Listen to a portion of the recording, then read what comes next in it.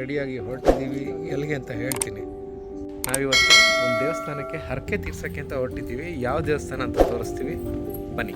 Car ನಾನೇ drive ಮಾಡೋ ಕಾರಣ ಉಷಾ ಮೇಡಮ್ ಇದ್ರ ಬಗ್ಗೆ ಮಾಹಿತಿ ಕೊಡ್ತಾರೆ ನಿಮಗೆ. ನಮಸ್ಕಾರ ಎಲ್ಲರಿಗೂ. ಇಂದು ನಾವು ಹೊರಟಿರೋದು ಹಾಸನ ಜಿಲ್ಲೆಯ ಶಾಂತಿಗ್ರಾಮದಲ್ಲಿರುವ ಪವಿತ್ರ ಕ್ಷೇತ್ರವಾದ ಶ್ರೀ ಲಕ್ಷ್ಮೀ ವರದ ಯೋಗಭೋಗ ನರಸಿಂಹಸ್ವಾಮಿ ದೇವಸ್ಥಾನಕ್ಕೆ. ಹಾಗಾದರೆ ಬನ್ನಿ ಇದರ ಸ್ಥಳ, ಪುರಾಣ ಮತ್ತು ಮಹಿಮೆಯನ್ನು ತಿಳಿದುಕೊಳ್ಳೋಣ. ಇದು ಹಾಸನ ನಗರದಿಂದ ಕೇವಲ 15 ಕಿಲೋಮೀಟರ್ ದೂರದಲ್ಲಿರೋ ಶಾಂತಿಗ್ರಾಮ ಎಂಬ ಊರಲ್ಲಿ ನೆಲೆಸಿದೆ. ಈ ಕ್ಷೇತ್ರವು ಭಕ್ತರ ಆರಾಧನೆಯ ಪ್ರಮುಖ ವೈಷ್ಣವ ಕ್ಷೇತ್ರವಾಗಿದೆ. ಇಲ್ಲಿ ಶ್ರೀ ಮಹಾವಿಷ್ಣುವಿನ 4ನೇ ಅವತಾರವಾದ ನರಸಿಂಹಸ್ವಾಮಿಯು ಲಕ್ಷ್ಮೀದೇವಿಯೊಂದಿಗೆ ಭಕ್ತರಿಗೆ ದರ್ಶನ ನೀಡ್ತಾರೆ. ಈ ಕ್ಷೇತ್ರದ ಪರಂಪರೆಯ ಪ್ರಕಾರ ದೇವಾಲಯದ ಮೂಲ ವಿಗ್ರಹವು ಅತ್ಯಂತ ಪ್ರಾಚೀನವಾಗಿದ್ದು, ನಂತರ ಹೊಯ್ಸಳರ ಕಾಲದಲ್ಲಿ ದೇವಾಲಯಕ್ಕೆ ವಿಸ್ತರಣೆ ಮತ್ತು ಅಭಿವೃದ್ಧಿ ದೊರಕಿತು. ಹೊಯ್ಸಳರ ಕಾಲ ಶೈಲಿಯ ಸುಂದರ ಕೆತ್ತನೆ ಇಂದಿಗೂ ಈ ದೇವಸ್ಥಾನದಲ್ಲಿ ವೈಭವವನ್ನು ಸಾರ್ತಾ ಇದೆ. ಈ ಕ್ಷೇತ್ರದ ಅಧಿದೇವರು ಬಂದು ಯೋಗಭೋಗ ನರಸಿಂಹಸ್ವಾಮಿ. ಯೋಗ ಎಂದರೆ ತಪಸ್ಸು, ಆತ್ಮಶಾಂತಿ ಮತ್ತು ದೈವಿಕ ಧ್ಯಾನ. ಭೋಗ ಅಂದರೆ ಭಕ್ತರಿಗೆ ಕರುಣೆ, ಅನುಗ್ರಹ ಮತ್ತು ಐಶ್ವರ್ಯ ನೀಡುವ ರೂಪ. ಆದ್ದರಿಂದ ಈ ದೇವರನ್ನು ಯೋಗ ಮತ್ತು ಭೋಗ ಎರಡನ್ನೂ ಅನುಗ್ರಹಿಸುವ ದೇವರೆಂದು ಭಕ್ತರು ನಂಬುತ್ತಾರೆ. ವರದ ಎಂಬ ಹೆಸರಿನ ಅರ್ಥವೇ ವರಗಳನ್ನು ಕರುಣಿಸುವವನು. ಈ ಕಾರಣದಿಂದ ಸಂತಾನ, ಆರೋಗ್ಯ, ವಿದ್ಯೆ, ಉದ್ಯೋಗ, ಕುಟುಂಬದ ನೆಮ್ಮದಿ ಹಾಗೂ ಜೀವನದ ಯಶಸ್ಸಿಗಾಗಿ ಸಾವಿರಾರು ಭಕ್ತರು ಇಲ್ಲಿ ಪ್ರಾರ್ಥನೆ ಸಲ್ಲಿಸ್ತಾರೆ. ದೇವಾಲಯದ ಮತ್ತೊಂದು ವಿಶೇಷ ಏನಪ್ಪ ಅಂದರೆ ಇಲ್ಲಿನ ಶಿಲ್ಪಕಲೆ. ಕಲ್ಲಿನಲ್ಲಿ ಮೂಡಿರುವ ಅಲಂಕಾರಿಕ ಕೆತ್ತನೆ, ದೇವತಾ ಮೂರ್ತಿಗಳು ಮತ್ತು ವೈಷ್ಣವ ಸಂಪ್ರದಾಯದ ಕಲಾತ್ಮಕ ವೈಭವವು ಹೊಯ್ಸಳರ ಶಿಲ್ಪಕಲೆಯ ಶ್ರೇಷ್ಠತೆಯನ್ನು ಪ್ರತಿಬಿಂಬಿಸುತ್ತೆ. ಈ ಕ್ಷೇತ್ರಕ್ಕೆ ಭೇಟಿ ನೀಡುವ ಪ್ರತಿಯೊಬ್ಬ ಭಕ್ತನಿಗೂ ಮನಸ್ಸಿಗೆ ಶಾಂತಿ, ಭಕ್ತಿ ಮತ್ತು ಆತ್ಮವಿಶ್ವಾಸ ದೊರೆಯುತ್ತದೆ ಎಂಬುದು ಭಕ್ತರ ಅನುಭವವಾಗಿದೆ. ಈ ಹಾಸನ ಜಿಲ್ಲೆಯ ಆಧ್ಯಾತ್ಮಿಕ ಪರಂಪರೆಯಲ್ಲಿ ಶ್ರೀ ಲಕ್ಷ್ಮೀ ವರದ ಯೋಗಭೋಗ ನರಸಿಂಹಸ್ವಾಮಿ ದೇವಸ್ಥಾನವು ವಿಶಿಷ್ಟ ಸ್ಥಾನವನ್ನು ಪಡೆದಿದೆ.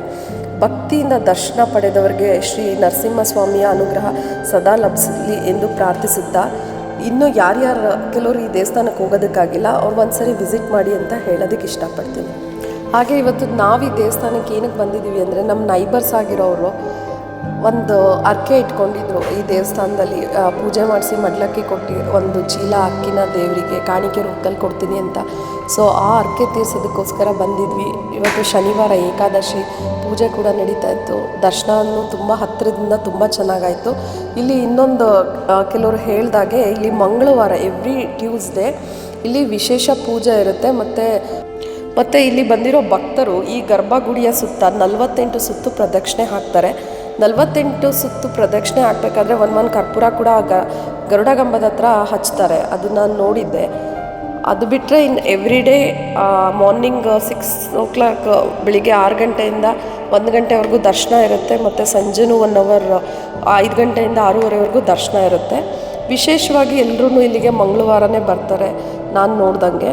ಇದನ್ನು ಮುಗಿಸ್ಕೊಂಡು ನಾವು ಅಲ್ಲೇ ಶಾಂತಿಗ್ರಾಮದ ಮೇಯ್ನ್ ರೋಡಿಗೆ ಬಂದು ಲೆಫ್ಟ್ ಹೊಂಗೆರೆ ರೋಡ್ಗೆ ಹೋದರೆ ಅಲ್ಲಿ ಒಂದು ಆಂಜನೇಯ ದೇವಸ್ಥಾನ ಇದೆ. ಪ್ರದೀಪ್ ಸ್ಕೂಲ್ ಆಪೋಸಿಟೇ ಇದೆ. ಅಲ್ಲೂ ಕೂಡ ತುಂಬ ಚೆನ್ನಾಗಿತ್ತು. ಸೊ ಶನಿವಾರ ಆಗಿದ್ದರಿಂದ ಅಲ್ಲೂ ಹೋಗಿ ದೇವ್ರಿಗೆ ನಮಸ್ತೆ ಮಾಡಿಕೊಂಡು ಮತ್ತೆ ನಾವು ಹಾಸನ ಕಡೆಗೆ ಹೊರಟ್ವಿ. ನಾವಿಬ್ಬರು ನಿಮಗೆ ಇದೇ ಥರದ್ದು ಒಳ್ಳೊಳ್ಳೆ ಟೆಂಪಲ್ನ ತೋರಿಸ್ತಾ ಇರ್ತೀವಿ. ನೀವು ಕೂಡ ನಮ್ಮ ವಿಡಿಯೋಗಳನ್ನ ತುಂಬ ಚೆನ್ನಾಗಿ ನೋಡ್ತಾ ಇದ್ದೀರಾ. ಪ್ಲಸ್ ಎಲ್ಲರೂ ಪ್ರೋತ್ಸಾಹ ಕೊಡ್ತಾ ಇದ್ದೀರಾ, ಕಮೆಂಟಲ್ಲಿ ತಿಳಿಸ್ತಾ ಇದ್ದೀರಾ.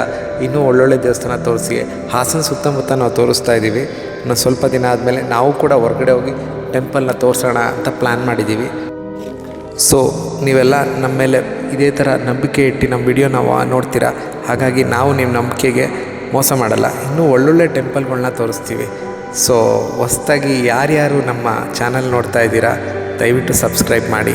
ನಿಮ್ಮೆಲ್ಲರ ಸಪೋರ್ಟು ಹಾಗೂ ಎಂಕರೇಜ್ಮೆಂಟ್ ಹೀಗೆ ಇರಲಿ ಅಂತ ನಾನು ಕೇಳ್ಕೊಳ್ತೀನಿ. ಎಲ್ರಿಗೂ ದೇವರು ಒಳ್ಳೇದು ಮಾಡಲಿ ಅಂತಲೂ ಕೂಡ ಬಯಸ್ತೀನಿ.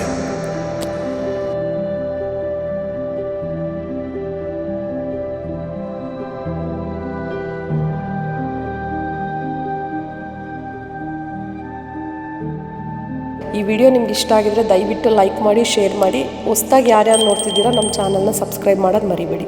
Thank you so much.